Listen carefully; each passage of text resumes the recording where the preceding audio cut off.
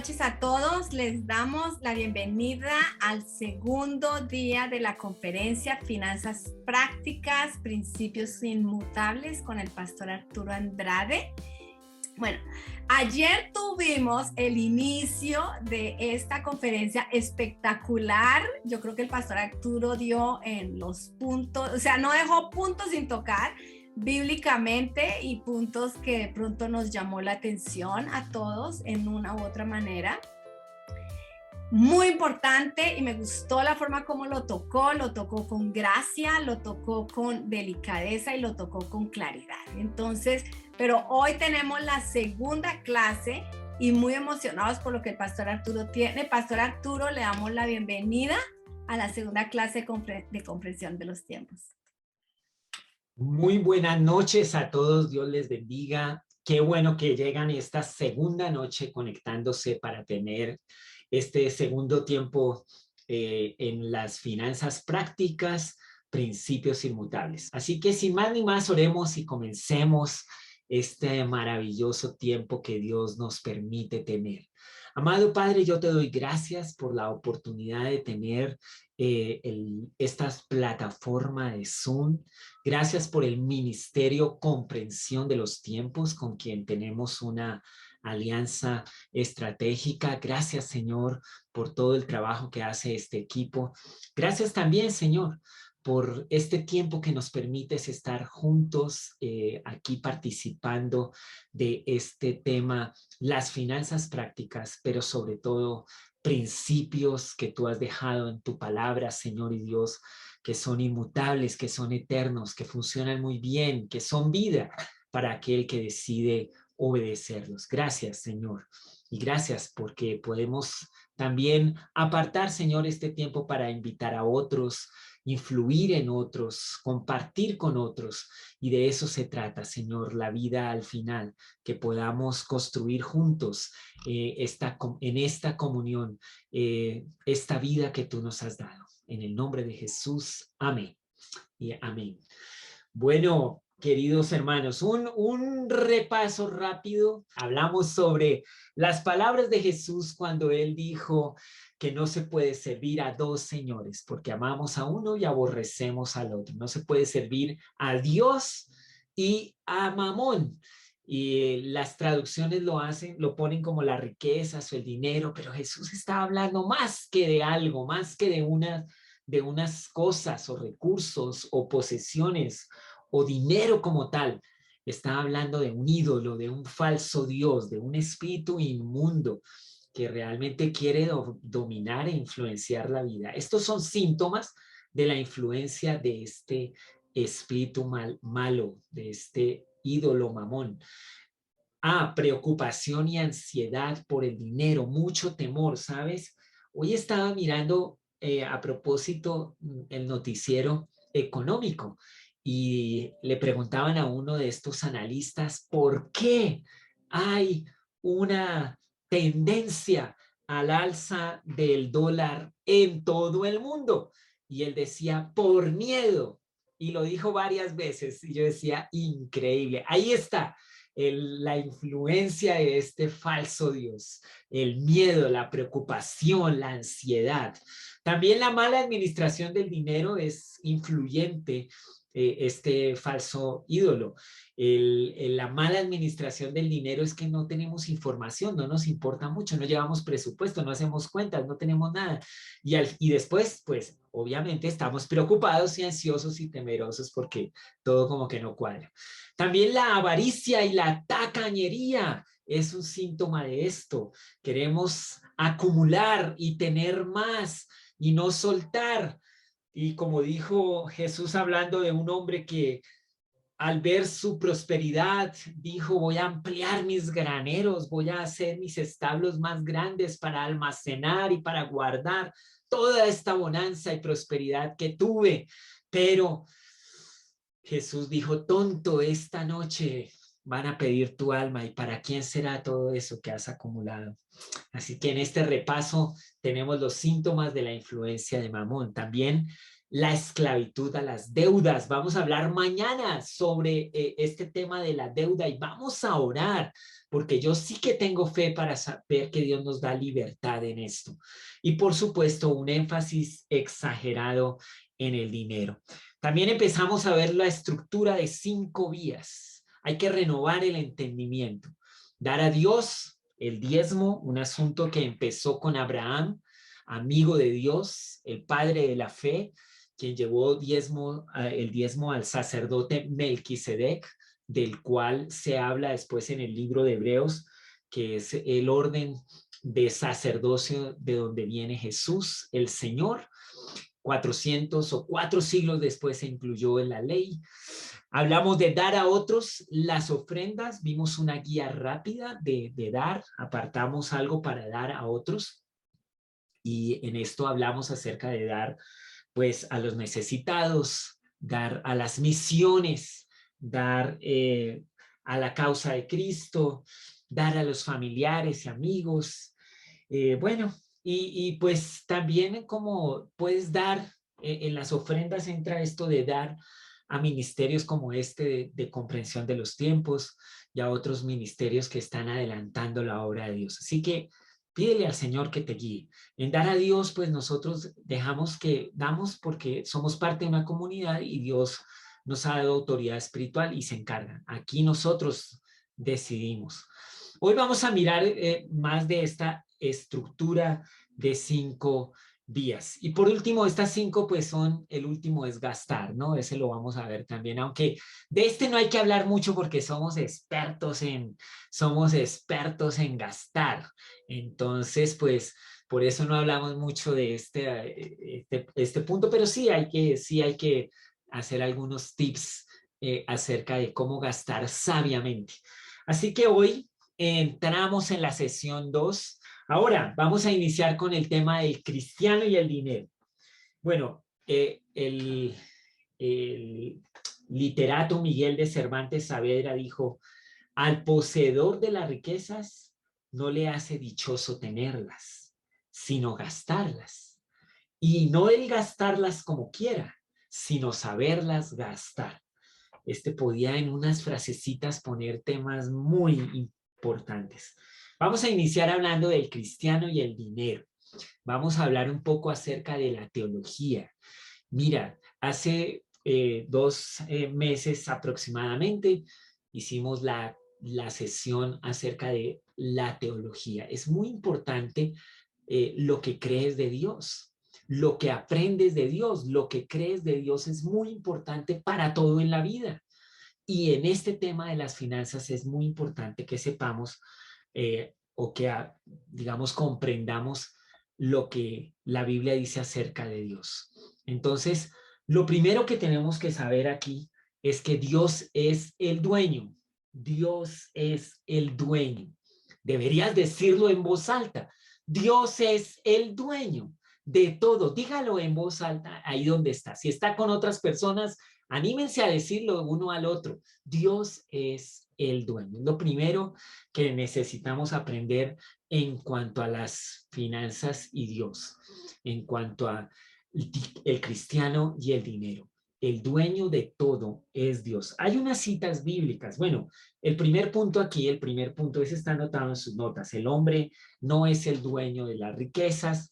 Todo lo que hay en el mundo le pertenece a Dios. Aún nuestra vida le pertenece a Dios. Ageo 2:8, una cita muy clave para comprender esto. Sabe que yo escuchaba mucho acerca de esta cita bíblica en mi vida cristiana en los comienzos. Yo creo que por los primeros años de mi vida cristiana en el comienzo oía esta cita de Ageo 2:8 que dice: la plata es mía y el oro es mío, dice el Señor de los ejércitos celestiales. Una cita para memorizar, ¿no? Dios dice, la plata es mía y el oro es mío, dice el Señor de los ejércitos celestiales. Bueno, dejamos de escuchar esta cita bíblica para como que empezamos a pensar, la plata es mía, digo yo. Lo que hay en esa cuenta de ahorros es mío. lo que tengo en esa caja fuerte chiquitica, pero ahí la tengo, es mío. Bueno, hoy toca replantear eso y volver a orar y volver a declarar la palabra de Dios y decírnosla a nosotros mismos y decírsela a a nuestra familia, especialmente decírsela a nuestros niños. Hay que decirles, Dios dice, la plata es mía y el oro es mío. El dueño de todo es Dios. Y pues yo felicito a aquellos padres que están trayendo a sus niños a estas conferencias o les van a traspasar estos principios a sus hijos pequeños, porque cuando hablamos de finanzas, el tiempo es vital. O sea, si tú hablas con cualquier financiero, él te va a decir, bueno, dígame el plazo, o sea, el tiempo, dígame la tasa de interés, dígame la cantidad de dinero. El tiempo es un factor clave cuando se habla de finanzas. Si una persona empieza a aprender estos principios a los 8 años, pues obvio que le va a ir muy bien en la vida. Pero pues si empezamos a practicar los principios divinos a los 50, como yo ya estoy por ahí, pues eso va a ser más difícil porque ya no tengo tanto tiempo y entonces el plazo ya no me aguanta. Eh, por eso es muy bueno que nuestros niños y jóvenes comprendan estos principios. Salmo 24:1. Este salmo lo he orado, lo oré el año pasado, oré mucho este Salmo 24:1. La tierra es del Señor y todo lo que hay en ella, el mundo y todos sus habitantes le pertenece. El mundo y todos sus habitantes le pertenecen. Mira, claro que hay amenazas de recesión, claro que el mundo habla de noticias como las alzas en los precios que llamamos inflación. Claro que las tasas de cambio están colapsadas y los factores son tan múltiples que los analistas se quedan cortos en saber exactamente qué está pasando.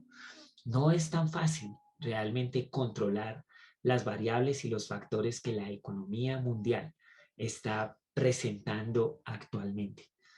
Pero, ¿sabe? Este Salmo 24 sí que nos da confianza, porque la tierra es del Señor y todo lo que hay en ella. Así que debes confiar es en Dios, el dueño de todo. Él es el Señor y dueño de todo. Y bueno, no habría tiempo suficiente para repetir una y otra vez que nuestra fe en Él es lo que realmente hace que podamos tener paz, tranquilidad.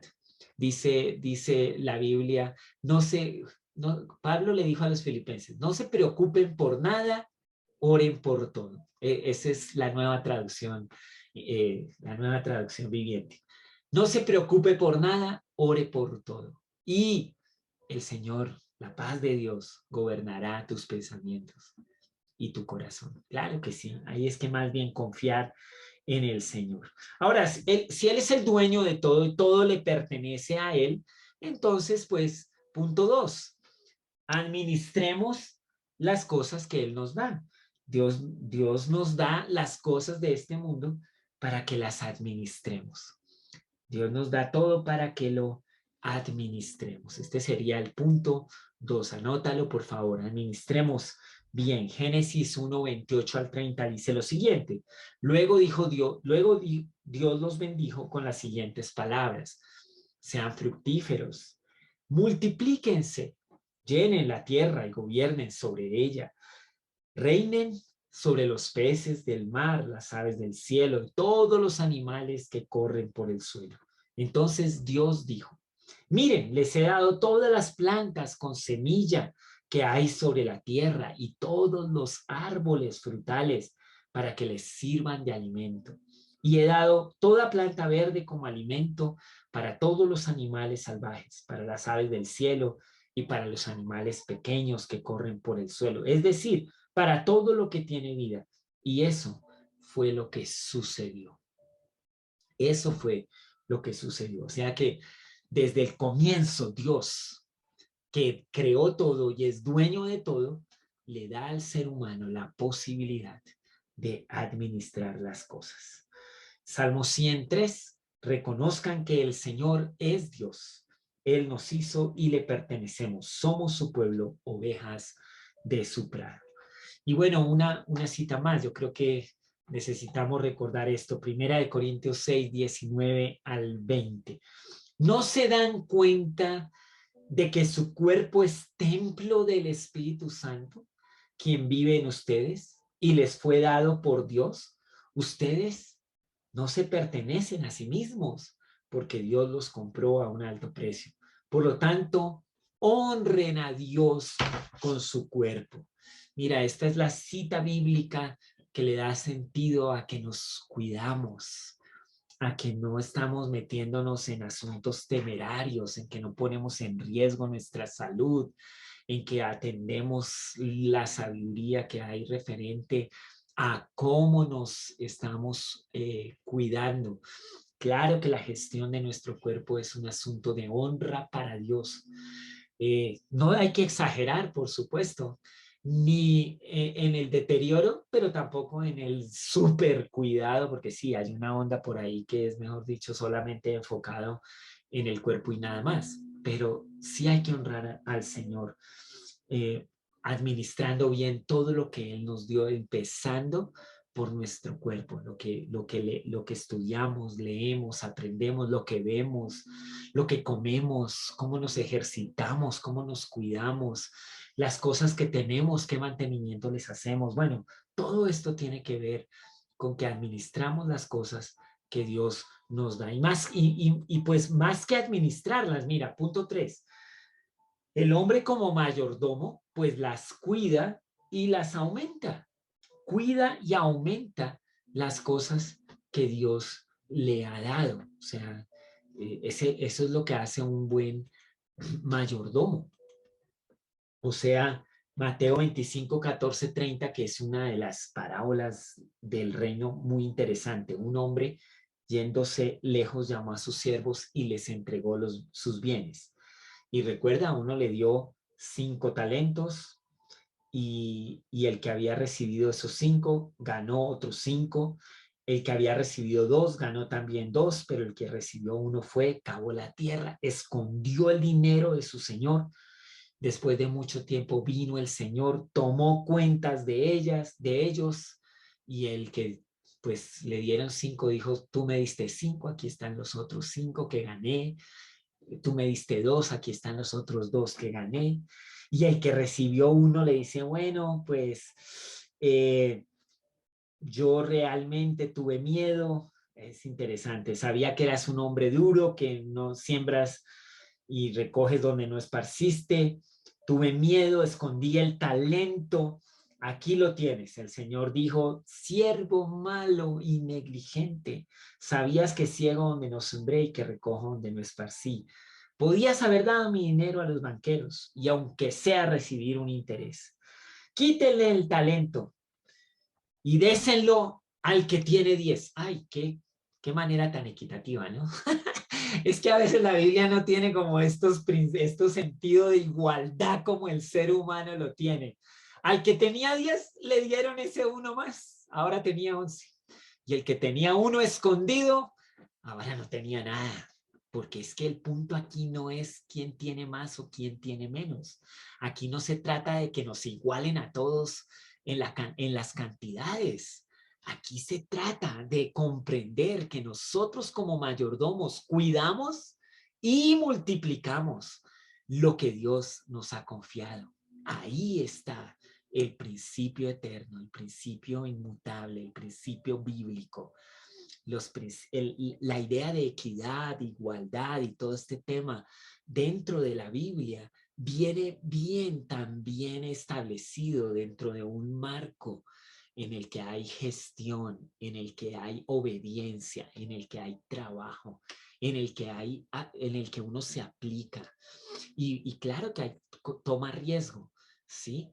El miedo de ese que recibió un talento le hizo esconderlo y ni siquiera hacer lo más simple, que era ponerlo en el banco a un interés. Ni la gestión más simple, mínima y segura pudo hacer. Pero bueno, esta es una parábola que uno podría realmente predicar mucho, mucho más, pero atendamos a esto. La verdad es que en cambio de estar como pensando, ay, ¿por qué Dios no me da lo que tienen otros? Más bien yo debería estar pensando, Señor, ayúdame a tener la sabiduría de cuidar y multiplicar lo que tú sí me has dado. Ayúdame en esa dirección. Así es como la Biblia lo está presentando. Porque, y una vez más, podrías decirlo conmigo, el dueño de todo es Dios. El dueño es Dios. Y por último, en este punto, pues, sí hay una rendición de cuentas. Punto 4. Nosotros tenemos que darle cuentas a Dios por nuestra administración. Hay un día en el que Dios va a preguntarnos qué hicimos. Y ese día necesitamos responderle a Dios, como dice Romanos 14:12. Es cierto, cada uno de nosotros tendrá que responder por sí mismo ante Dios. Cada uno, delante del Creador, delante del Dueño, habrá que responderle a Él. Es interesante eso. Hemos desarrollado sistemas económicos en el mundo. O sea, las sociedades se organizan, se gestionan, se administran. La economía se ha vuelto una ciencia que no se sabe si es social, humana o matemática. Bueno, le aplican tantas cosas y seguro tiene un poco de todo esto, porque pues básicamente regula mucho de lo que los seres humanos están haciendo frente al tema económico. Pero al final, cuando nosotros reconocemos que el dueño es Dios, entonces la responsabilidad es diferente. Y en ese sentido, entonces vamos a darle cuentas a Dios de todo lo que hacemos. No, yo no soy el dueño, entonces si el dueño es Dios, le doy cuentas a Él. Y ahí es donde está la libertad, ahí es donde se va el miedo, ahí es donde la ansiedad no tiene como un poder en nosotros. Bueno, el dinero también tiene propósitos divinos. ¿Cuáles son estos? Pues el primero es provisión. Proveer para las necesidades básicas. Dios quiere, pues, proveerte. Y a veces el dinero es una manera en que viene esta provisión. No es la única, eso también es importante. Bueno, voy a leer la cita bíblica y luego vamos a hablar un poquito acerca de esta cita bíblica. Mateo 6, 26, 30. Yo te voy a proponer algo. Esta cita bíblica tú debes escucharla y debes orarla. Tú debes orar esta Mateo 6, 26, 30 cada vez que venga la preocupación a tu vida. Dice así, miren los pájaros, no plantan, ni cosechan, ni guardan comida en graneros, porque el Padre Celestial los alimenta. ¿Y no son ustedes para Él mucho más valiosos que ellos? ¿Acaso con todas sus preocupaciones pueden añadir un solo momento a su vida? ¿Y por qué se preocupan por la ropa? Miren cómo crecen los lirios del campo. No trabajan ni cosen su ropa. Sin embargo, ni Salomón con toda su gloria se vistió tan hermoso como ellos. Si Dios cuida de manera tan maravillosa a las flores silvestres, que hoy están y mañana se echan al fuego, tengan por seguro que cuidará de ustedes. ¿Por qué tienen tan poca fe? Palabra de Jesús.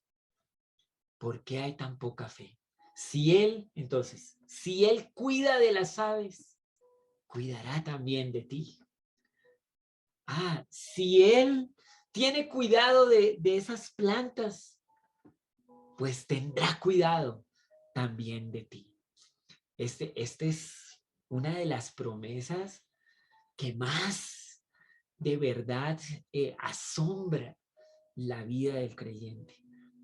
Yo creo que sí hemos perdido la capacidad de asombrarnos un poco de lo que Dios puede hacer. Hay una tendencia, claro que sí, en nuestros ojos que no se cansan de ver, Hay una tendencia en lo que nos rodea, un mundo muy consumista. También hay una, no sé cómo decirlo, hiper eh, cantidad, o sea, hay una cantidad enorme de anuncios y de cosas visuales que nos invitan a consumir y a tener cosas que básicamente mucho del asombro se nos va, ¿no? A veces cuando estamos pensando qué necesitamos para vivir, estamos preguntándole a Dios que nos provea las cosas que necesitamos, ¿no? Y uno está pensando y orando, Señor, yo necesito ese televisor de 50 y tantas pulgadas, pero ya, la verdad, ¿será que sí eso es una necesidad? Pues si Él cuida de las aves, cuidará de ti, pero seguro que los pájaros no necesitan televisión y tú tampoco mucha. Entonces ahí es donde necesitamos entender que el cuidado que Dios da a ti en lo básico es un cuidado bueno, muchas veces milagroso. Es un sustento a veces más allá de lo que uno pudiera esperar. Pero sí necesitamos aterrizar un poco nuestro corazón y poner la perspectiva clara de qué son las necesidades que Él está supliendo para nosotros. Pero yo te voy a decir, mira, se habla muchísimo pues del hambre. Sí, Dios va a proveerte para que no tengas hambre. Claro que sí. Él te va a proveer. Él cuida de las aves, cuidará también de ti. No tengas miedo. Él va a proveer para ti. Puedes decir esto con seguridad. Él va a cuidar de ti en esa manera. Y va a demostrar Dios su poder y su amor en esta manera. Bueno, mira, aprendemos a depender diariamente de Él. Mateo 6:11. Es muy famosa esta cita bíblica porque está enmarcada dentro de lo que llamamos el Padre Nuestro. Y en el versículo 11, Jesús dice, el pan nuestro de cada día, dánoslo hoy. Le pedimos al Padre que nos dé el pan cada día. Es una actitud de dependencia. Juan 15:5, yo soy la vid, vosotros sois los pámpanos. El que permanece en mí y yo en él, lleva mucho fruto, porque separados de mí, nada pueden hacer. O sea, él, conectado con Dios, llevamos fruto. Así que hay que más bien desarrollar una actitud de alabanza, de gratitud a nuestro Dios por su provisión. Romanos 11:36. Pues todas las cosas provienen de Él y existen por su poder y son para su gloria. A Él sea toda la gloria para siempre. Amén. Romanos 11:36. Todo proviene de Él. El domingo anterior estaba en la iglesia en la cual soy pastor, anunciándoles que íbamos a tener este tiempo y les contaba acerca de una ocasión en que Jesús dijo cuando lo seguían, bueno, ustedes quieren seguirme, vengan y vean. Y les dijo, el Hijo del Hombre no tiene ni un lugar donde recostar, ni una piedra donde recostar la cabeza. O sea, no, Jesús no tenía almohada. ¿Usted tiene almohada? A ver, levante la mano si tiene almohada, levante la mano ahí. Ah, seguro una muy confortable. Usted tiene más que lo que tenía Jesús. Deberías invitar la alabanza a tu actitud y decirle a Dios, gracias porque tengo algo maravilloso. Jesús no cargaba billetera. ¿Cómo haría Jesús para la vida? Él no tenía billetera, ¿no? Él andaba pues sin nada. Tenían ahí alguien que se encargaba de las cuentas y las finanzas y hacían los pagos. Es más, un día vinieron a cobrarle los impuestos y él dijo, bueno, no tengo sino la túnica que tengo y sin embargo vamos a hacerlo. Y le dijo, Pedro, vaya y saque un pez y ahí habrá una moneda y pague por usted y por mí.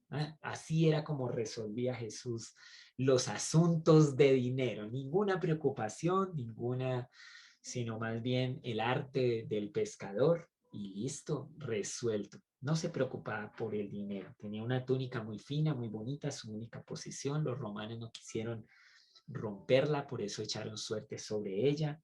era todo lo que poseía Jesús. Sin embargo, parece que pudo completar su misión, pudo cumplir su propósito, pudo desarrollar su vida sin ninguna complicación.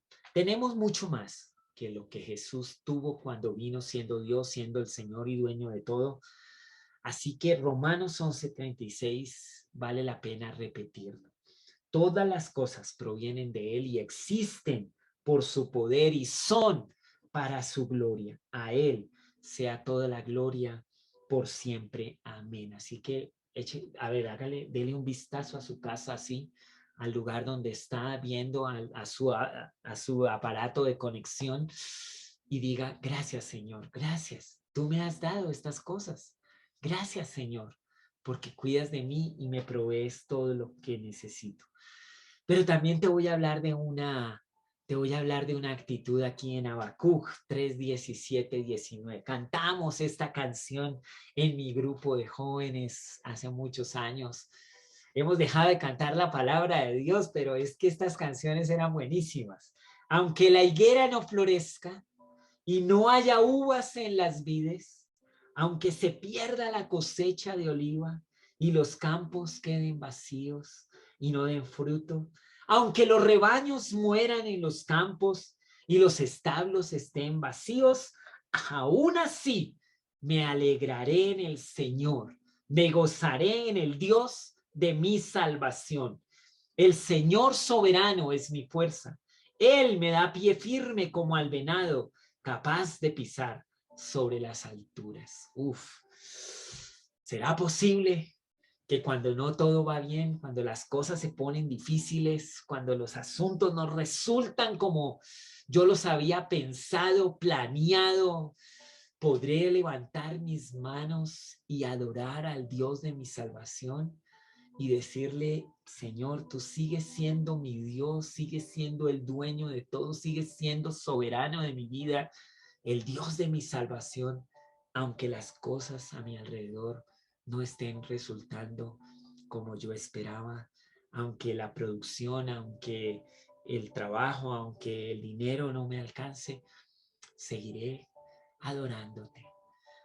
Ojalá que sea tu actitud también. Ojalá que puedas levantar tus manos en alabanza y gratitud al Señor. Mira que esto no se trata solo de dinero, se trata de una actitud agradecida. Así que aprendamos esto, de verdad, hagámoslo todos los días.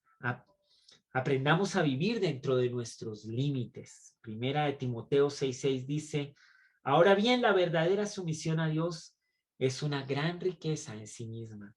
Cuando uno está contento con lo que tiene, contentamiento, qué palabrita. No es resignación, contentamiento no es resignarse. La resignación es la actitud de rendición y ya de abandono, de dejadez. Recuerda que nosotros somos mayordomos que trabajamos diligentemente en lo que Dios nos ha puesto a cuidar, en las cosas que Él nos ha dado y las multiplicamos. Pero contentamiento es saber que con gratitud, con el disfrutar lo que Dios me ha dado, puedo estar bien. Yo he revisado mi vida sobre este tema del contentamiento y te digo, es como fluctuante, ¿sí? Hay momentos en que yo estoy súper contento hasta que veo a otro que tiene algo mejor que lo que yo. Ay, ahí se me va el contentamiento. Ando en la comparación, ando en la... ¿Cómo así? Ay, yo pensé que mi teléfono era el teléfono hasta que vino este amigo y me contó que tenía uno superior. Y yo quedé como que, ¿qué le pasó al contentamiento? No, pues hay que buscarlo, hay que buscar. Mira que la comparación no ayuda, ¿sí? Ya te diste cuenta que compararnos entre nosotros, eso no ayuda. Hay unos que, pues claro, si me ando comparando con los que están, pues menos, pero siempre viene uno que alardea además y hasta ahí llegamos. Así que esa técnica de la comparación es la que más borbandea al contentamiento. Así que deja de compararte con el vecino, con el amigo, con el familiar, con el compañero. Más bien, ten contentamiento con lo que Dios te ha dado ahora y disfrútalo mucho. Vívelo plenamente. Gózate en lo que Dios te está dando y no te compares. Lo otro es también como el anhelo, ¿no? La ansiedad por tener algo. Ay, si tuviera eso, ahora sí sería feliz. Si tuviera esa cosa, ese carro, esa casa, ese teléfono, ese trabajo, ahí sí. No, esa es otra de las trampas al contentamiento. Nunca vas a tener contentamiento si crees que te falta algo más para estar bien o para ser feliz o para tener satisfacción. No, es que no hay algo que nos pueda dar la total satisfacción en la vida. Por eso es una actitud que se escoge. Yo escojo tener contentamiento con lo que yo tengo.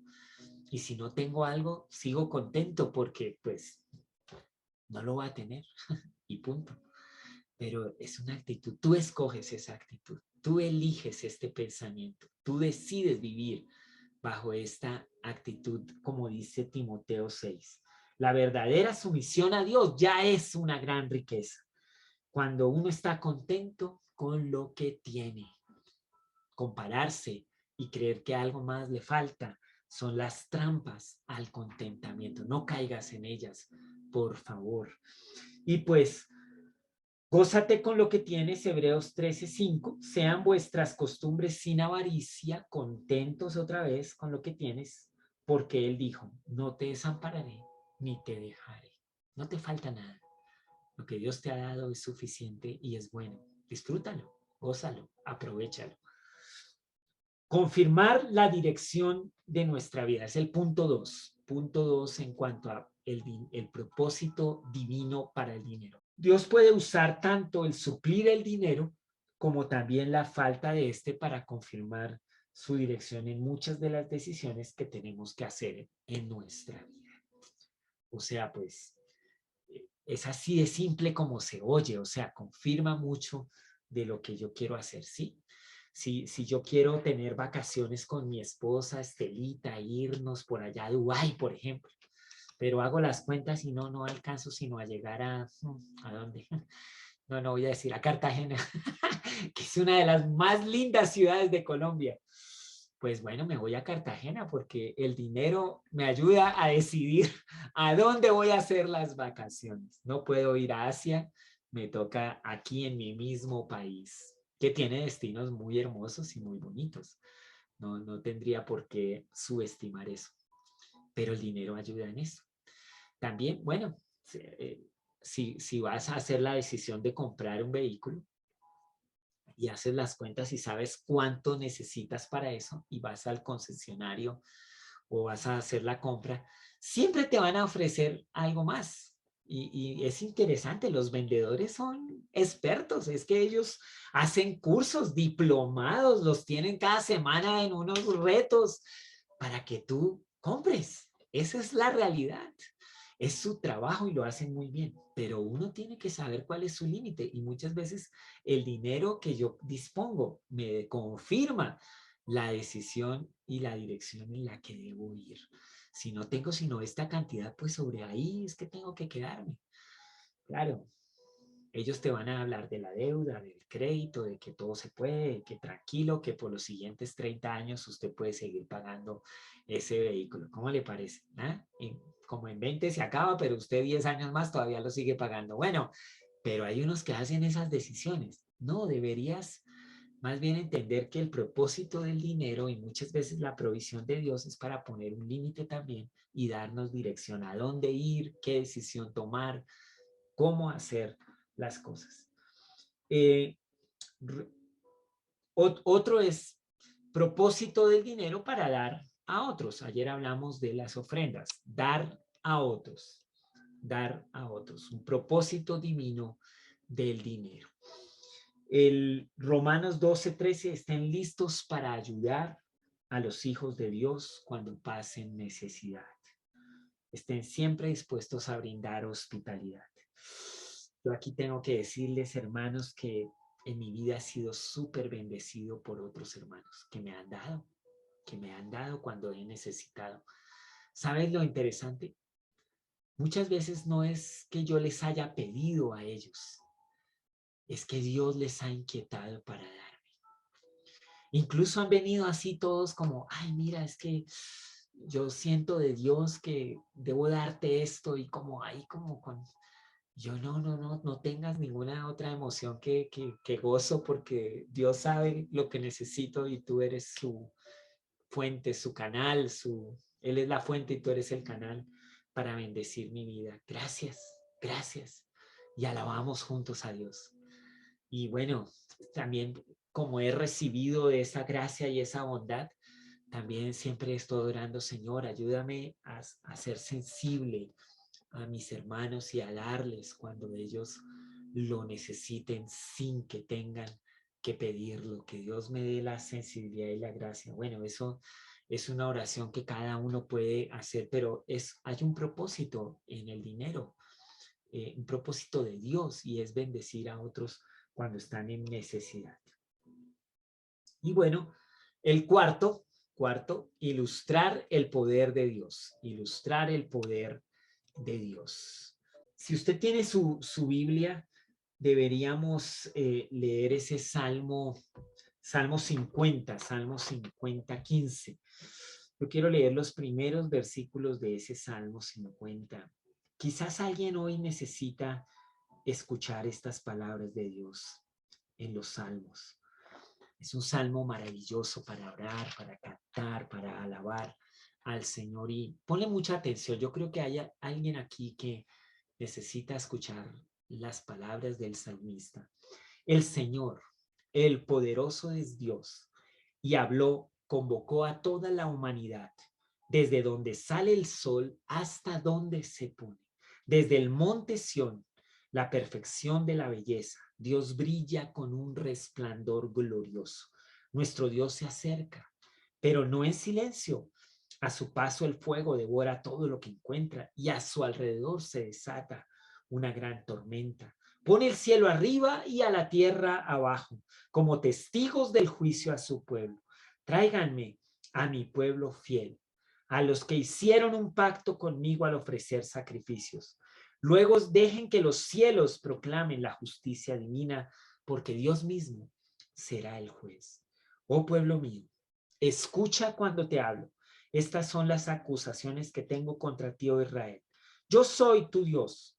No tengo quejas de tus sacrificios, ni de las ofrendas quemadas que ofreces constantemente, pero no necesito los toros de tus establos, ni las cabras de tus corrales, pues todos los animales del bosque son míos, y soy dueño del ganado de 1000 colinas.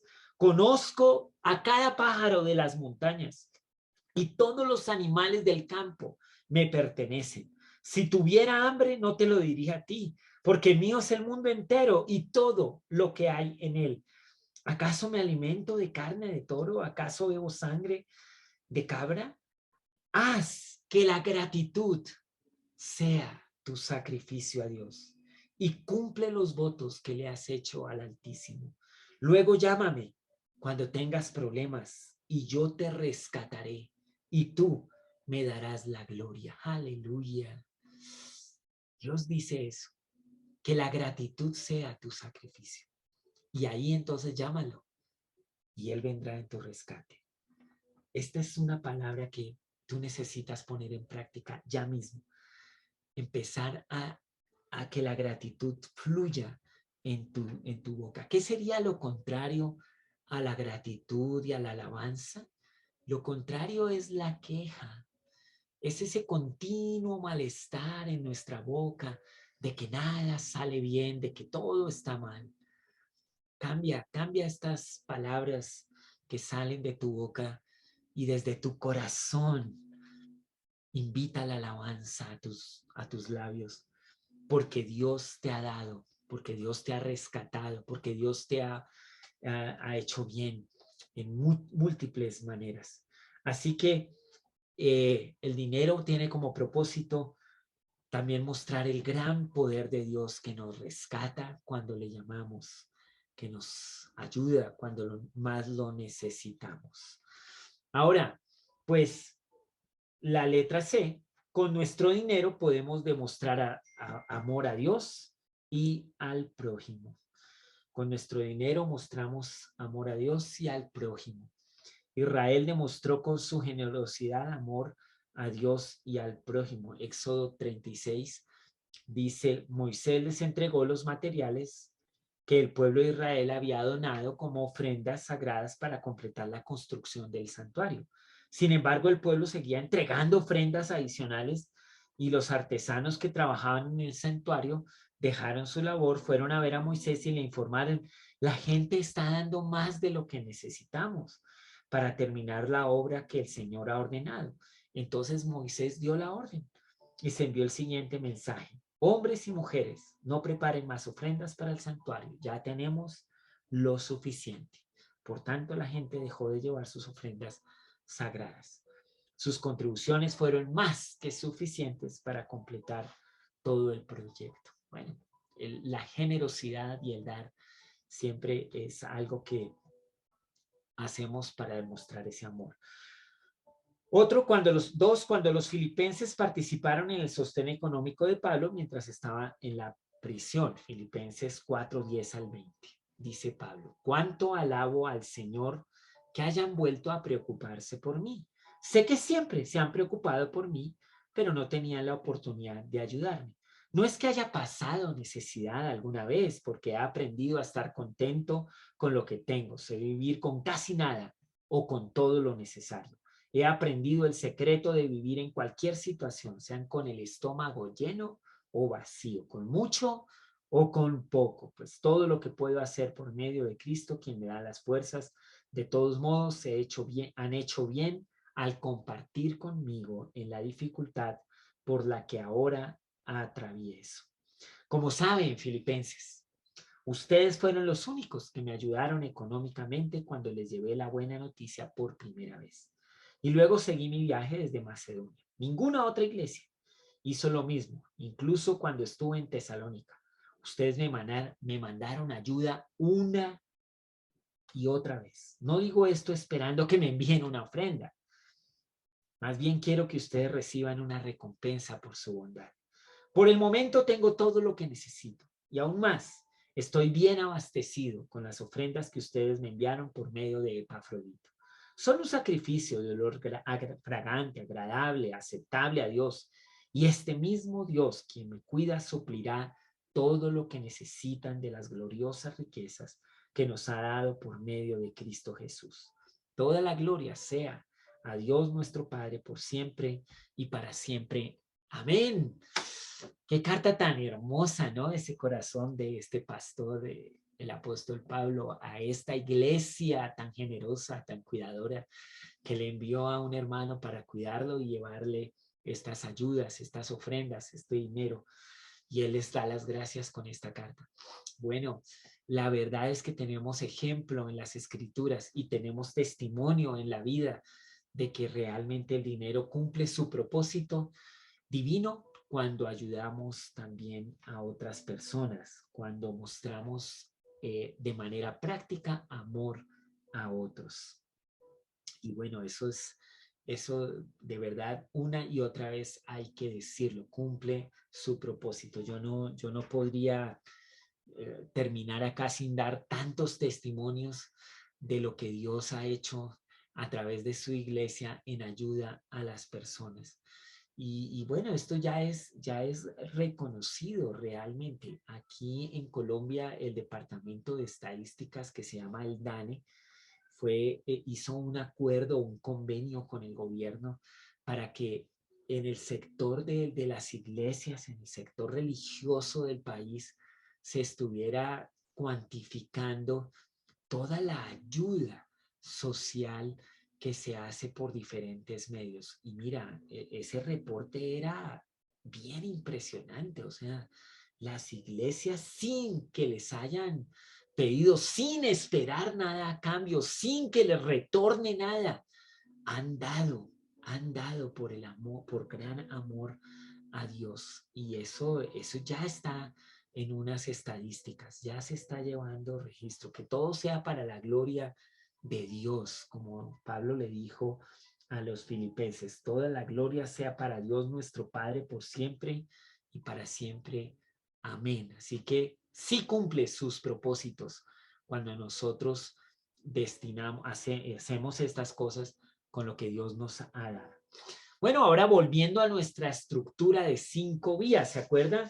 Primero hablamos de dar a Dios, diezmar, plan de Dios para salir de las trampas de los sistemas mundanos en cuanto a las finanzas. Dar a otros las ofrendas, la generosidad es una señal de los creyentes. Y hoy vamos a mirar el tema de ahorrar. Ahorrar es como el tema que hoy tenemos. Déjenme mostrarles mi presentación. Ahorrar es el porcentaje de los ingresos personales que no se gasta y tampoco se invierte. Se destina es una parte, y no, pero no para el gasto ni para la inversión. Eso sería el ahorro. Entonces, pues esa es la definición así simple de ahorro. Proverbios 30:25. Cuando Salomón, el rey, llega mirando a las hormigas, dice, las hormigas no son fuertes, pero almacenan su alimento todo el verano. Hay muchos ejemplos en la Biblia acerca de ahorrar. Eh, por ejemplo, ¿te acuerdas de la historia de José en Egipto cuando interpretaba los sueños de ese faraón? Y entonces el sueño era que venían unos días de mucha abundancia, unos años, 7 años de abundancia, y luego el mismo tiempo de escasez. Bueno, lo interesante con los tiempos, ¿no? Cuando hay abundancia nos parece que el tiempo es más cortico, y cuando hay escasez nos parece que el tiempo es demasiado amplio. Sin embargo, eran los mismos años. Es sorprendente eso, cómo nuestras percepciones nos afectan. Pero José, este hombre temeroso de Dios, interpretando este sueño, llegó a ser tan influyente en este imperio y dijo, vamos a ahorrar, vamos a guardar, vamos a almacenar los excedentes de los tiempos buenos para que cuando lleguen los tiempos de escasez podamos liberar estos recursos y que haya alimento por todo Egipto. Y en realidad este hombre José fue usado por Dios para preservar no solamente a Egipto, sino también al pueblo de Israel y a muchos otros pueblos que venían a comprar la comida que Egipto había guardado por el consejo de este hombre temeroso de Dios. Bueno, ahí está un ejemplo. Hay otro ejemplo en la Biblia. David quería construir el templo y resulta que Dios le dijo, no, no, no, usted ha derramado mucha sangre, así que lo construirá tu hijo. Y David dijo, bueno, pues lo va a construir mi hijo, pero yo voy a ahorrar, yo voy a guardar, yo voy a hacer una provisión para que cuando mi hijo llegue al trono pueda construir este templo. Y hizo un ahorro impresionante para que cuando Salomón llegó, el templo se construyó rápidamente. Bueno, eso es como ejemplos en la Biblia del ahorro. Sí, el ahorro es una práctica bíblica, es algo que de verdad necesitamos también nosotros aplicar. Ahora, ideas prácticas en cuanto a esto del ahorro, o sea, ¿cómo hacemos esto? Pues mira, si tú tienes el 100% de tus ingresos, recuerda que el 10% le pertenece al Señor y es lo que llamamos el diezmo y hablamos acerca de esto. Yo lo llevo a la iglesia y me someto a este principio y ya discutimos sobre este tema. Luego me queda el 90%. Del 90% tú destinas qué porcentaje va para las ofrendas. Entonces tú dices, bueno, yo hago mis cuentas y yo creo que voy a dejar un 3% para las ofrendas. Bueno, 3%. Y voy a ahorrar el 3%. 3% va a ahorrar. Y voy a invertir el 4%. Entonces ahí está un 10% también. Entonces tienes el 80% para dedicarlo al gasto.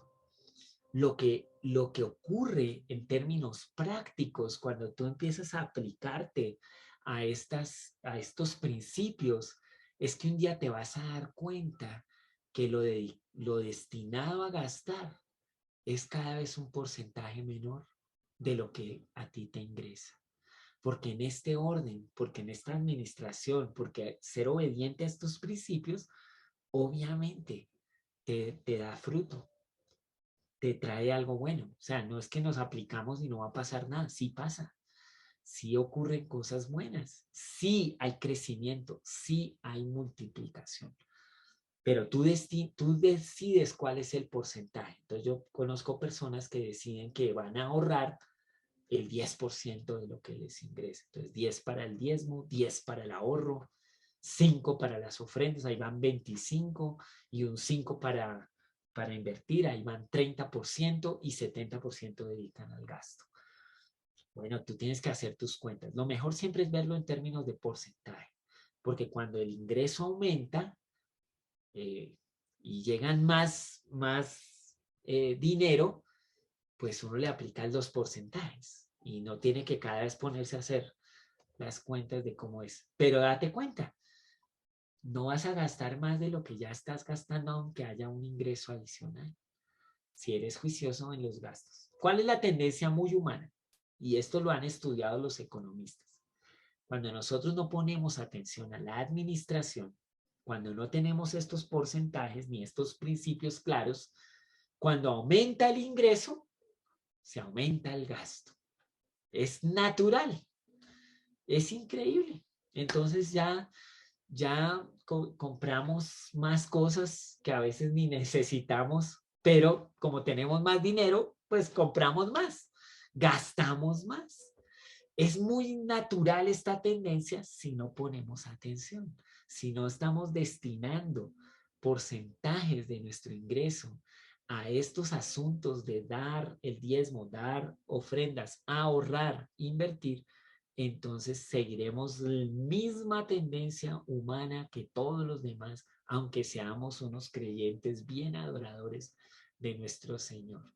Porque aquí hay que aplicar sabiduría y hay que aplicarnos en obediencia a lo que Dios nos enseña. Bueno, el ahorro. El primer ahorro es el fondo de emergencia. Ese es el primer ahorro y más si tenemos temas como la deuda, por ejemplo. Si hay temas como la deuda, entonces el primer ahorro es el fondo de emergencia. Es una cantidad usada para momentos donde ocurre un imprevisto. Es vital si hay deudas porque obviamente cuando empezamos a atacar las deudas, como es nuestro deseo en esta conferencia, que usted empiece a tener una libertad financiera y ya salga de las deudas y no se metan más. Generalmente viene un imprevisto y como uno no tiene nada, pues le toca otra vez la deuda para poder salir del imprevisto. Eso no está bien. Hay que, antes de cualquier cosa, destinar una parte de mi ingreso para construir un fondo de emergencia. Cada cual determina la cantidad de su fondo de emergencia. Gente muy joven, o sea, hablaba con unas gente muy joven ya en los 20 y empezaban a trabajar y ellos pues no tenían grandes presiones económicas, no tenían nada así, pero todavía como la vida por delante y como muy fluctuantes en algunas cosas de sus vidas laborales, entonces decidían que su fondo de emergencia iba a ser como 3 meses de sus gastos normales de cada mes. Entonces, lo que gastaban naturalmente en un mes, lo multiplicaron por 3 y decidieron que ese iba a ser su fondo de emergencia. Y bueno, muy bueno. Quiere decir que si hay un imprevisto en el que se quedan sin trabajo, por lo menos tienen 3 meses para pagar sus gastos mientras vuelven a estar activos en la vida laboral. Bueno, buenísima idea, un buen consejo, buen tip. Pero claro, si uno está por allá en los 40 y un montón de presiones económicas y le hablan a uno que tenga 3 meses de fondo de emergencia, dicen, no, yo no puedo tener ni 3 días de fondo de emergencia porque ya estoy, pero agarrado de todo lado con estas finanzas que tengo. Entonces, bueno, tranquilo, no te preocupes, pues decide o determina cuál es tu fondo de emergencia, pero que sea algo, o sea, piensa en cuál sería un imprevisto, ahorita vamos a pensar, y cuánto necesitarías para resolver ese imprevisto. Por ejemplo, si tu negocio es conducir un auto y el auto tiene un daño, pues no tendrías más ingresos a menos que lo repares. Entonces, ¿cuánto sería lo que necesitas para que el auto pueda funcionar y seguir trabajando? Ese sería tu fondo de emergencia, pero cada cual tiene que determinar cuál es su fondo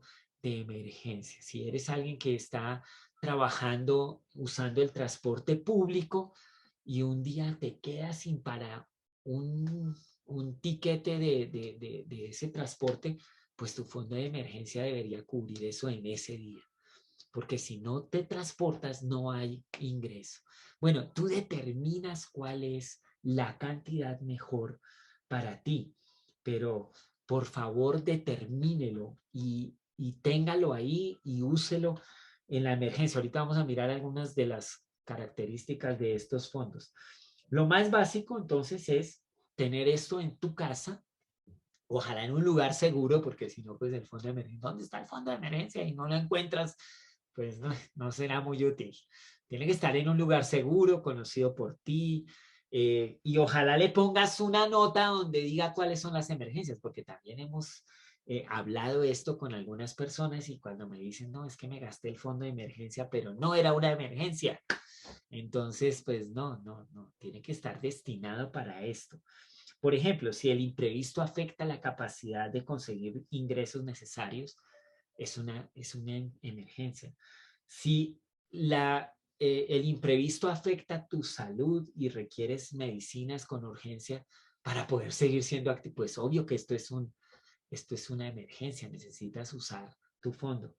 Si el imprevisto pone en riesgo la seguridad de tu familia, otras cosas, por ejemplo, se dañó la chapa de la puerta de la entrada de la casa, pues obvio que si dejas sin seguridad la casa, pues va a ser un riesgo para todos, ¿no? Eso es un imprevisto que requiere que uses tu fondo de emergencia. Y bueno, pueden discutirlo como familia. Sabes que esto es muy bueno hablarlo con los hijos así sean bien pequeños y decirles, miren, puede ocurrir un imprevisto y tenemos un fondo en el que todos vamos a contribuir para que si ocurre una de estas cosas, podamos salir adelante rápidamente y no quedarnos ahí trancados por algo.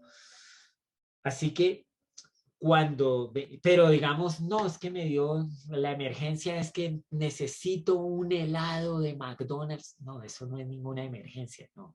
Puedes vivir sin ese helado. Entonces, déjelo, tranquilo, ¿sí? No, es que tengo que alquilar esa película, que no, eso no es ninguna emergencia. Tranquilo, puedes vivir sin eso. Bueno, estos son extremos ridículos, pero es que usted no se imagina lo que me han dicho que han hecho con el fondo de emergencia y dice, pero venga, eso no, es que la tía cumplía años y con el fondo de emergencia le compramos el ponqué, eso era una verdadera urgencia. No, ¿cuál urgencia? Eso no es ninguna urgencia, se puede vivir sin esa torta de cumpleaños, o sea, no es una emergencia. Tienes que anotar ahí lo que es y someterte a eso. Ahí es donde está la sabiduría y de verdad que ahí es donde Dios te va a ayudar a tener dominio propio y a cuidar. Es el verdadero carácter a prueba. Cuando nosotros decidimos qué sí y qué no hacer con estos ahorros. Y bueno, pues también hay ahorro con propósitos diversos. Recuerde, el ahorro es un dinero que no se gasta ni se invierte en la cotidianidad, sino que se guarda para un propósito. El fondo de emergencia es el primero, pero también hay otros propósitos diversos. Por ejemplo, estamos ahorrando para las vacaciones o estamos ahorrando porque queremos comprar ciertas cosas en el fin de año. Bueno, hay tantos propósitos como familias hay. Lo interesante siempre es que ojalá pues sea un tema más que personal, ojalá familiar. En el tema del ahorro es donde nuestros niños deben ser enseñados desde muy temprano. Eh, yo estaba mirando un modelo económico porque alguien muy joven me decía, no se puede comprar no se puede tener una casa si no se acude al crédito hipotecario. Y yo le decía, bueno, yo no creo que esa sea la única vía para tener una casa. Yo creo que hay muchas otras maneras de ver este asunto. Y entonces hacíamos un modelo en el Excel donde decía, si tú empiezas a ganar dinero por el trabajo a los 20 años y apartas una cantidad para ahorrarla para ese propósito y eres sabio en ese ahorro y usas el interés compuesto para eso o bueno, lo que sea, mira, en poco tiempo tienes más dinero que si hubieras pedido un crédito hipotecario y le pagas casi una casa extra al banco en el mismo tiempo. Tú decides. Pero eso es muy interesante a los 20, ¿sí? A los 20 años, porque la vida está por delante y el tiempo está en nuestro favor. Y bueno, que Dios nos ayude a no ser pretenciosos con el futuro, ¿sí? Santiago siempre nos advierte de que dejemos de andar pensando que mañana, que pasado, que haremos, que no haremos, porque no sabemos mañana qué va a pasar. Y la deuda, el crédito y todos estos temas muchas veces tienen que ver con esa pretensión de lo que va a pasar en el futuro. Es mejor el camino del ahorro. Es mejor cuando yo digo, voy a hacer este plan y bueno, en ese sentido no estoy incurriendo en ninguna pretensión ni en ningún riesgo, sino que tengo una meta clara, una meta fija. Así que las tasas de interés pueden ser las peores enemigas o pueden ser muy, muy favorables cuando usamos el sistema y nos aplicamos al ahorro. Y pues como dato curioso, mira, es cuando la reforma protestante llega y los primeros creyentes comenzaron a vivir más en frugalidad, más austeramente, y sus excedentes comenzaron a acumularse y, y los inicios de la banca, increíble esto, los inicios de la banca, formalmente como lo conocemos, comienza con los excedentes de los cristianos que los depositaban allí y les garantizaban un pequeño rendimiento. Es con estos excedentes de cristianos puritanos, de cristianos muy austeros, de cristianos que entendieron que se podía vivir con menos, que se desarrollaron muchos pueblos. Es increíble. Hay hasta libros de la economía y lo ponen a uno a estudiar en las facultades de economía, estos clásicos acerca de cómo el manejo del tiempo y el manejo del dinero trajo progreso a las naciones y quienes realmente manejaron el tiempo y manejaron el dinero fueron los cristianos. Deberíamos volver un poco a nuestras raíces y ser la clase de creyentes hoy que manejan bien el tiempo y manejan también el dinero, que somos es una bendición para toda la comunidad donde estamos y no tan dependientes como todos los demás en este mundo. Que Dios nos ayude a volver a estas raíces de nuestra fe y de nuestro cristianismo. Ahí está la Biblia, es la misma Biblia que ellos tenían, la misma que tenemos, la misma que leyeron, la misma que leemos. Los mismos principios a los que se aplicaron, tenemos la posibilidad de aplicarlos ahora. Y el ahorro era uno de estos principios. Sin embargo, quiero hacerte una advertencia con este tema del ahorro. Luz amarilla, o no sé cómo decirlo, para algunos ya es como luz roja. Advertencia en el tema del ahorro. Pon atención, aquí va. Cuando llegues a tu meta de ahorro, usa ese dinero en la meta que tú te has propuesto. Si usted está ahorrando para las vacaciones y llegó el día y llegó el fondo a completarse, váyase de vacaciones. Pero algunos, ¿qué peligro hay? No nos vamos a gastar ese dinero porque qué tal si nos viene una escasez, pero que qué tal si pasa algo, pero qué tal si... Y les comienza un miedo ahí y lo que ocurre es que se vuelven avaros.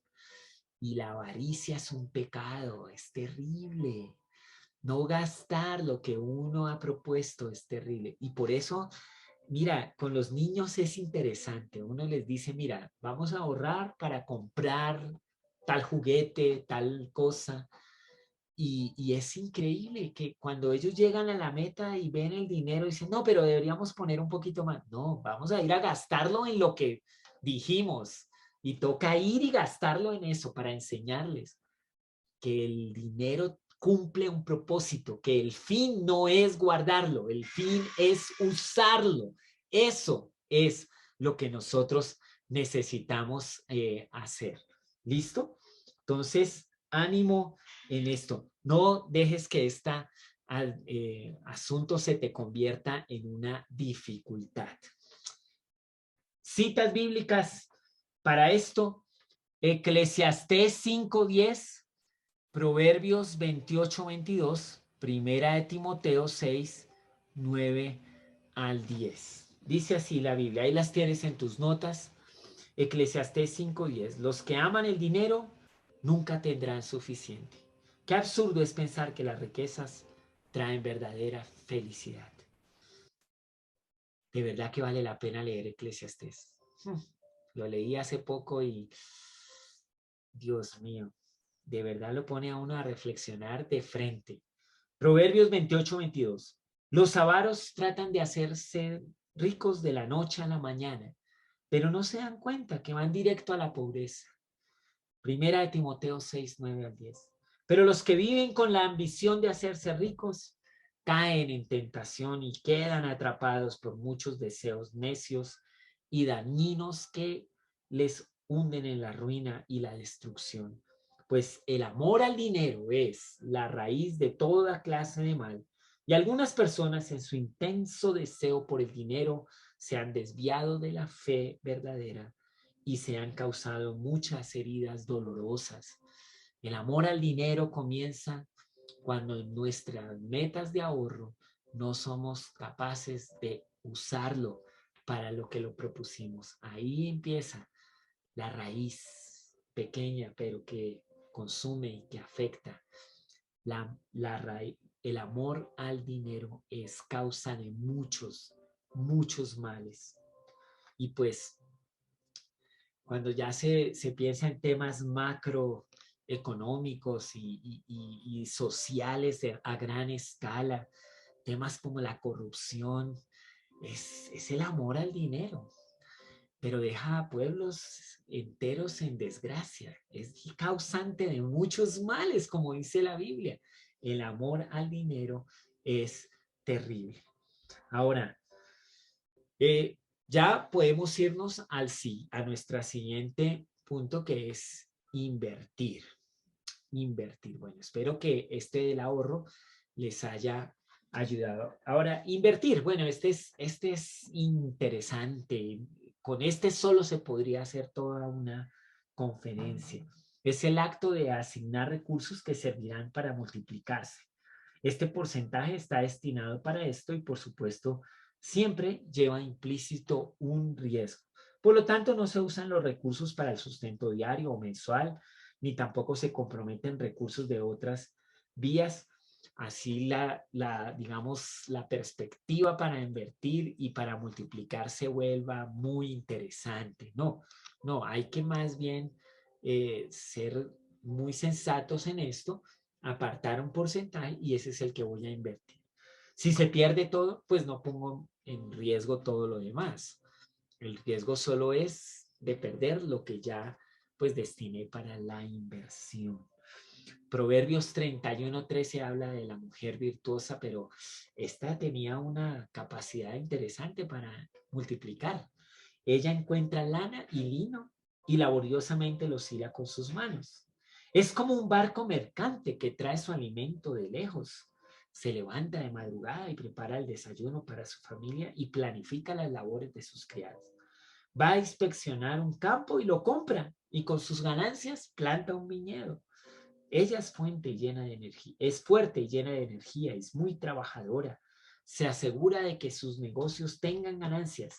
Su lámpara está encendida hasta altas horas de la noche. Mañana vamos a hablar un poco sobre el trabajo, pero usted ya puede ver que pues una vida próspera es una vida de trabajo. Es algo así que ocurre como tan de repente, ¿no? Este es el punto. Pero también se concentra en multiplicar, ve el campo, lo compra y sus ganancias las invierte en plantar un viñedo porque quiere multiplicar lo que tiene. Esta es la manera en que vemos que se hacen estos asuntos. Ahora, ¿cómo hacemos esto de invertir? Bueno, primero, pues hay otras fuentes de ingresos aparte de tu ingreso principal, o sea, aparte de tu actividad principal y en tu tiempo libre, pues tienes opciones para hacer otras cosas. Date cuenta que tu actividad principal puede ser la actividad extra de otra persona. Eso también es como interesante. Por ejemplo, las actividades más comunes, ahí puse una lista. En esta lista, a veces hice un conversatorio con algunos jóvenes y les decía, bueno, ¿qué actividades se pueden hacer para tener ingresos? Y bueno, eso salía una lista grandísima. Aquí solo puse algunas cosas como que surgieron de esa conversación. Pues uno puede tener sus ingresos porque es un empleado, tiene un contrato laboral, tiene un jefe y le pagan por esas horas en las que se dedica a ese trabajo. Pero no son todas las horas. Ahí tienes unas horas extras, libres, tienes otros tiempos que puedes usar para también tener ingresos. Algunos se dedican a ser comerciantes. Esta es otra fuente de ingresos. Compran unas cosas a un precio y los venden a otro precio. Comerciantes. Es otra actividad. Algunos tienen como comerciantes su actividad principal. O sea, todas sus horas las usan para esta actividad. Algunos son comisionistas. Entonces saben que alguien vende y que el otro quiere comprar y los ponen en contacto y por eso se ganan una comisión. Entonces, esa es otra fuente de ingresos y otra actividad económica. Personas que tiempo completo se dedican a este tema de ser comisionistas. Algunos ofrecen servicios. Entonces, pues, ellos hacen cosas, tienen talentos y ofrecen sus servicios. Y estos servicios son su actividad principal.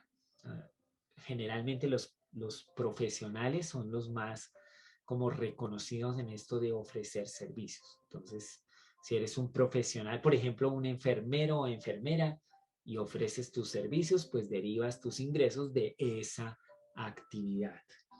Otros realizan cosas manuales, hacen manufacturas, grandes o pequeñas. Por ejemplo, son muy hábiles con la máquina de coser, entonces ellos al coser manufacturan, fabrican y ganan sus ingresos de esto. O de la cocina, ¿no? Compran unas materias primas y las transforman y ahora venden mermeladas, venden otras cosas. Bueno, a esa transformación les da ingresos extras. Otros ofrecen alquileres o tienen rentas por arrendamientos. Los más famosos son los de la finca raíz, que alquilamos el apartamento, la bodega. Ahora con esas plataformas de alquileres como el Airbnb, Booking y todas esas, uno hasta puede alquilar el sofá cama, lo alquila para una noche. No, es increíble lo que ahora se puede hacer con estos temas. Pero bueno, todos estos son actividades para ingresos. Y por último, mencionar estas actividades que tienen que ver con los ingresos pasivos. Se requiere solo de una pues, acción inicial y después ya solamente un mantenimiento regular y esto va generando unos ingresos, como por ejemplo, pues bueno, haces un libro y lo publicas en línea y cada vez que alguien viene y lo descarga, paga algo. Había un caso muy famoso en Amazon de alguien que escribió un manual de algo y lo vendía como a 0.50 centavos de dólar. Ese era el costo de ese manual. Pero lo quería tanta gente, o sea, lo descargaron como 1.000.000 de personas. Entonces, multiplica 1.000.000 por 0.5 centavos de dólar.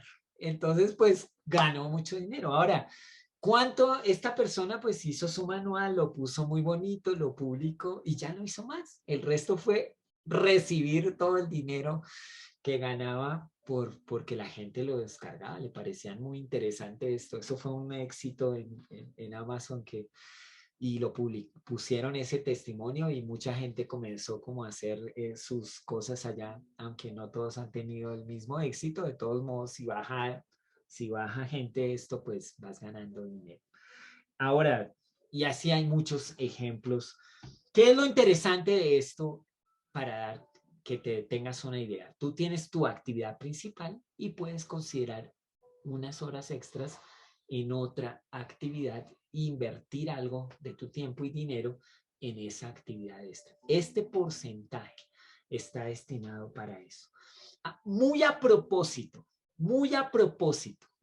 yo dejé por fuera esto que tiene que ver de invertir en el sector como de la especulación, porque esto requiere un poquito más de conocimiento, a veces requiere que haya alguien que nos asesore y muchas veces pues el sector especulativo no es como el sector que realmente traiga tanto progreso en la vida real. O sea, prestar el dinero, comprar acciones, ponerlo en títulos valores, todo eso sector especulativo. Y mi profesor decía, es que los billetes no producen más billetes. Lo que alguien gana, otro lo perdió. Así es simple es en ese sector. Mientras que uno compra una vaquita y esa puede dar un ternero. Esa multiplicación es real. Pero bueno, cada cual aquí ya está advertido, tenga esto en cuenta, aplíquese más bien al sector real y deje el sector especulativo para aquellos que pues tienen más propensión al riesgo o de verdad tienen a gente conocida. Pero aún así, mira, yo he visto familias donde uno de la familia experto en estos temas de la especulación recaudó el dinero de los demás familiares y luego todos perdieron y ahora no lo quieren ni ver. Y entonces, pues, crisis familiar. Y como pastor, imagínate, pastor de todos ellos, hablando con uno, con el otro, bueno, pero venga, pero ¿cómo es esto? Pero la plata no debería dividir las familias. Pero sí, eso pasa en el sector especulativo. No, que es que esto es buenísimo, compremos estos títulos y entonces van a ganar tanto. Y no, no pasó eso. Y bueno, perdimos. También tragedias ahí en esto, testimonios de tragedias. Jóvenes que comenzaron a tratar de ser muy hábiles en esto y luego tenían grandes problemas y hasta riesgo para la salud, riesgo para la vida. Bueno, y por último, invierte en varios lugares al mismo tiempo. El dicho popular es que no ponga todos los huevitos en una sola canasta, ¿no? Pero Eclesiastés lo dice así, coloca tus inversiones en varios lugares, porque no sabes qué riesgos podría haber más adelante. Y en un tercer aspecto, no te afanes. La paciencia es un factor clave a la hora de invertir. Eclesiastés 11:1 dice, envía tu grano por los mares y a su tiempo recibirás ganancias. Ahora, una nota que está ahí para terminar esta noche y pues gracias por su paciencia, por estar aquí hasta este momento. Las ganancias que se derivan de estas inversiones, pues vuelves a aplicarles el ciclo o la estructura de las 5 vías, o sea, de las ganancias de la inversión, entonces sacamos el 10% para diezmar, sacamos el porcentaje que hemos destinado para ofrendar, sacamos el porcentaje para ahorrar y pues sacamos porcentaje para invertir. Lo interesante es que ese dinero extra pues no debería aumentar el gasto, a menos que, y aquí viene una de las técnicas favoritas para salir rápidamente de las deudas. Si necesitas salir rápidamente de las deudas, entonces el dinero extra de las ganancias de la inversión deberías aplicarlas, o sea, sacas el diezmo y lo demás aplícaselo a la deuda y vas a salir rápidamente de esto. Yo aprendí esto de un amigo, un hombre de Dios que trabaja con el Ministerio de Hacienda de aquí del país de Colombia. Y yo un día le preguntaba acerca de las presiones económicas que tenía la nación. Estábamos hablando de esto y dijo, mire, pues sí hay momentos donde el país necesita cierta cantidad de recursos para tal fecha. Entonces lo que hacen es que constituyen un equipo en el área de los impuestos y los ponen a llamar a todo el mundo y a negociar pues estas deudas y recaudan todo lo que necesitan. Se aplican una temporada, consiguen el dinero y luego disuelven ese equipo. Y yo decía, ve, qué interesante esto en las finanzas familiares o personales. Si tenemos una presión económica, una deuda, ¿por qué no oramos, le pedimos a Dios gracia, aplicamos alguna de estas ideas de ingresos extras y por una temporada nos enfocamos en esto a fin de salir de la deuda? Y sabe, funciona. Funciona. Hemos hecho el taller para salir rápidamente de las deudas y algunos se han aplicado a esto y funciona. Yo mismo me he aplicado a esto y funciona. Lo que sí hay que ser cierto es en la meta, ¿no? Apenas termino como el tema de salir de la deuda, pues volvería a mi vida normal, natural, las inversiones en su tiempo, cuidando las prioridades, ¿no? Dios, la familia, la salud, las relaciones familiares, el trabajo, etcétera, etcétera. Porque si no, pues se colapsa. Así que sí funciona esto aplicado a salir rápidamente de las deudas. Otro ingreso, aparte de tu actividad principal, que Dios te dé la gracia, la sabiduría, la oportunidad, hágalo, pero ponga la meta y vas a ver la libertad pronto de las deudas. ¿Sí? Si no hay deudas, pues sencillamente es una sabiduría para crecer, multiplicar, que la familia sea fuerte cada vez más. Bueno, mis amados hermanos, amigos, gracias por estar aquí. Terminamos la segunda noche. Mañana nos vamos al tema del trabajo y el tema del gasto. Y vamos a ver algunos tips en cuanto a cómo gastar. Y pues vamos a hablar un poquito más específico de la deuda y cómo salir de ella. Vamos a orar por esto también, así que venga preparado y vamos a tener un buen tiempo en la última sesión de Finanzas Prácticas, Principios Inmutables. Dios les bendiga. Gracias por estar aquí. Gracias, Pastor Arturo. Muy educativa esta clase, muy amable. Que Dios les bendiga.